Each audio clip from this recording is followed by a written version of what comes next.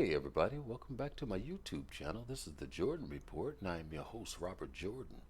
Everyone please remember to like, subscribe, and share. Okay, I'm going to do a report on the New World Order and Trump. Okay, this is who Trump is in the battle with.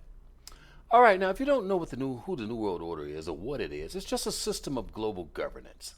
It's a system where there are no national borders and no national identification. There is no Germans, there's no Americans, don't know anything like that. This is what global governance is.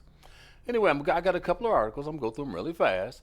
Then I'm going to show you an old clip of probably one of the most famous globalists that we know about, and that's George Soros, talking about Hillary Clinton and Trump's election.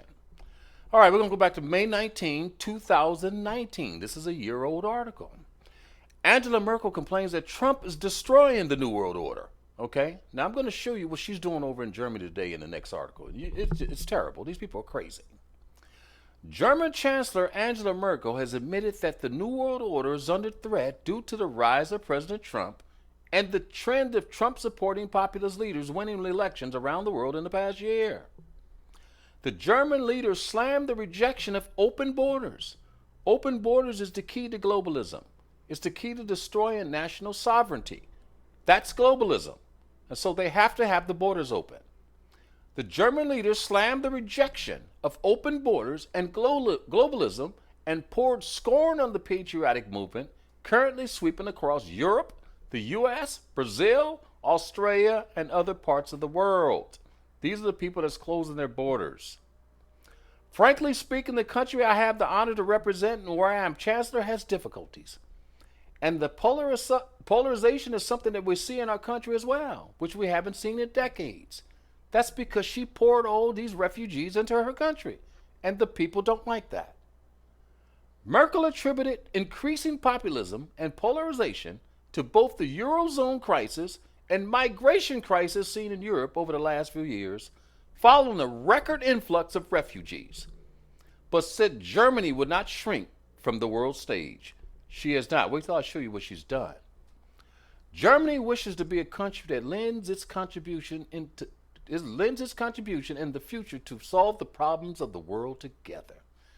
That's globalism talk. You'll notice the Democrats sound like this too. We think that shutting ourselves off and isolating ourselves will not lead us into a good future. Protectionism is not the proper answer, she said. Okay, now let me show you what this woman is doing. In today's pandemic, this is March 25th, 2020. I'm going to show you what globalism is and what it means. Germany closes border to Europeans, but migrants still allowed in. They're still allowing refugees into the country, even though there's a pandemic going on. At least that's what they're telling us. Germany has closed its borders to visitors from Europe due to the coronavirus. But migrants claiming asylum from the Middle East and Africa are still allowed into the country. How do you stop a pandemic if you're allowing people from third world countries into your country? How do you do that? Aside from exemption from people from France, Luxembourg, and Switzerland, who are providing essential services, German authorities closed the country's borders to all foreign citizens last week. However, according to the German Ministry of Interior, so-called asylum seekers, we got those asylum seekers on our southern border, a catch-all term that basically describes economic migrants fleeing from the Middle East and Africa, are still welcome. She's still letting these people into her country in the middle of a global pandemic. That's globalism, people. Now let me show you George Soros talking about Trump and how he expected Hillary to be in office at this time. This is something we should all see and know. The fact that Donald Trump is not fading. Right, that he is still very popular. Tell us about the angst or fears about voters, and what are the policies that the voters in the U.S. should be focusing on? Well, here I have to confess to a little bit of bias. So you take that into account.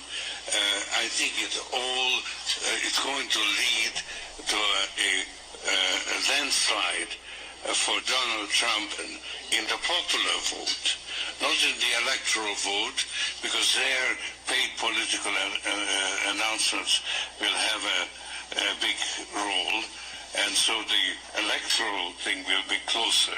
but the popular vote will be a landslide, because we are a small minority of extremists, and so we are all moving in that direction.